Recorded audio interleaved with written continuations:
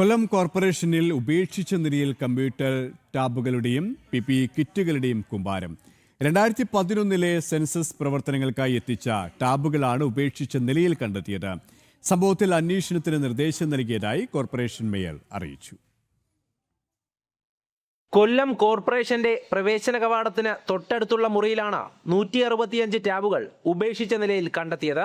വർഷങ്ങളായി ഇവ മാലിന്യങ്ങൾക്കിടയിൽ കിടക്കുകയായിരുന്നു. 2011 സെൻസസ് പ്രവർത്തനങ്ങൾക്കായി എത്തിച്ച കമ്പ്യൂട്ടർ ടാബുകളാണെന്നതാണ് വിവരം. എന്നാൽ ഇതെന്തുകൊണ്ട് ഉപയോഗിച്ചില്ല എന്നതിനെക്കുറിച്ച് വ്യക്തതയില്ല. കൂടാതെ 3000-ഓളം PPE കിറ്റുകളും കോർപ്പറേഷന്റെ കുടുംബശ്രീ കെട്ടിടത്തിന് സമീപത്തായി കണ്ടെത്തി. കൊറോണ കാലത്ത് ഒത്തിരി പേർക്ക് PPE കിറ്റ് ആവശ്യമായി വന്നിട്ടും കൃത്യമായി വിതരണം ചെയ്യാൻ സാധിച്ചിട്ടില്ല. ഇതുമാത്രമല്ല, മറ്റു പല ഉപകരണങ്ങളും ഇന്ന് പ്രവർത്തനരഹിതവും ഉപയോഗശൂന്യവുമാണെന്നും BJP ആരോപിക്കുന്നു.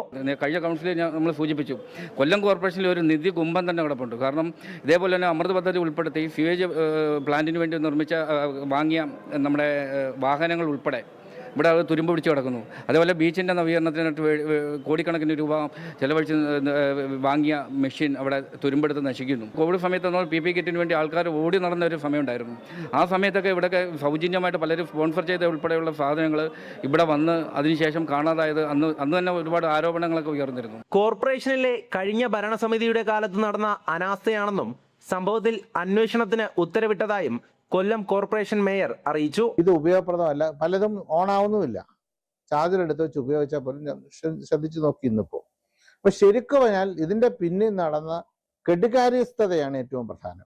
ഇത്രയും ഒരു സാധനം ഏകദേശം എൻ്റെ കണക്കൂട്ടലനുസരിച്ച്, നമ്മുടെയൊക്കെ കണക്ക് നിങ്ങളൊക്കെ പരിശോധിച്ച് നോക്കിയതിനു ശേഷം പറഞ്ഞാൽ മതി, ഏകദേശം 1 കോടി രൂപയുടെ സാധനമാണ് ഇവിടെ ഇട്ട് അശ്രദ്ധ കൊണ്ട് മാത്രം നശിച്ചു പോയത്. 25 വർഷക്കാലമായി LDF ഭരിച്ചുകൊണ്ടിരുന്ന കൊല്ലം കോർപ്പറേഷൻ ഇത്തവണയാണ് UDF പിടിച്ചെടുത്തത്.